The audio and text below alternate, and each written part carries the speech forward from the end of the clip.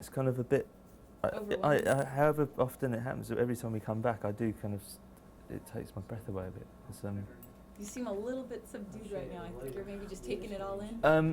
Yeah, it's the easy, it's just the easiest way to kind of cope with it. Really, is to, It must be crazy. I couldn't even imagine.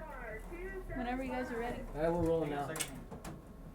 Are we? Okay. Let me do one thing real quick, just throw. Well, we've only got 15 minutes. So Okay, go ahead, just roll. I got this one. You're rolling, right? I'm rolling right now. Yeah, do we're it. good. Okay. First of all, Robert, I want to congratulate you and the rest of the Cure on your Rock Walk induction today. Thank you very much. How does it feel to you to be putting your hands in cement?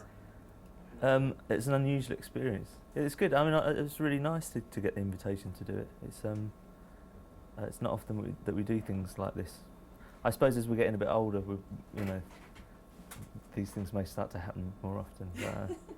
Well, not only are you immortalized with your music now, but now people can come 10 years from now and see your hands on Sunset Boulevard. All right, so you've been together for 28 years now? Yeah, I mean, well, Simon on bass has been with us on and off since the beginning. He's kind of left a couple of times and come back. But See, I guess he knows a good thing when he... Yeah, it's 25 years this year since the release of the first album, but I first started playing in 1976. So. You don't really look old enough to me to be playing that long, actually. But Oh, how sweet. I am. I was doing some reading on you, and I was looking at your website, and your website says that the Cure is known to be free, independent, willful, and unconfined. Is that are those adjectives reserved strictly for you, or the rest of the band as well? No, I think it's just over the years I've often been frustrated at the media's, not so much in this country, but in other places around the world, particularly in the UK, the inability to kind of accept that the Cure do different things. Throughout the years we've done sort of really out and out kind of electro pop music. We've done sort of almost dance music, which most well known, I suppose, we're doing like heavy kind of. Although I say that we're not actually. I think the general public perceives the band in a very different way than the media would like, and it's hard for people to come to terms with the fact that we play a 3-hour show and we play like 15-minute songs sometimes, and yet at the same time, most people who aren't that interested in music know the Cure for videos like Lullaby, and so it's a very weird kind of paradox that exists within the band. But it's just something that I always wanted what I did within the Cure to reflect how I felt at the time. I never wanted to feel like I had to do a certain kind of music because that's what people expected. So, and it's worked, I think, because they're very, because we have a really, really loyal fan base. I mean, it's fantastic. But I think that you can see from yeah, I mean, even though some of them don't often, they may from time to time not really like what we're doing, what we're trying musically, I think they all appreciate that we're doing it because we feel like we want to do it. There's never been that sense of doing it for any other reason. No one's trying to make us do things. So. I was out there talking to some of the people in the crowd today about the Cure and what they like about your music, and I was really surprised at how many young people there are that have gone back and collected all the albums that came before them. Yeah, I mean the audience does kind of regenerate.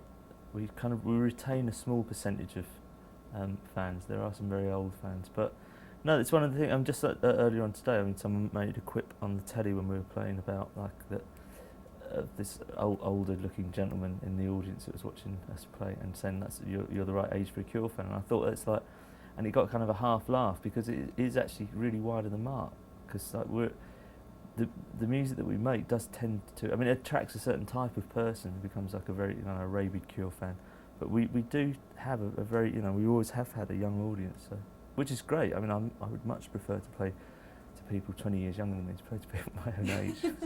Because if the audience was as static as I am, it would be pretty tedious.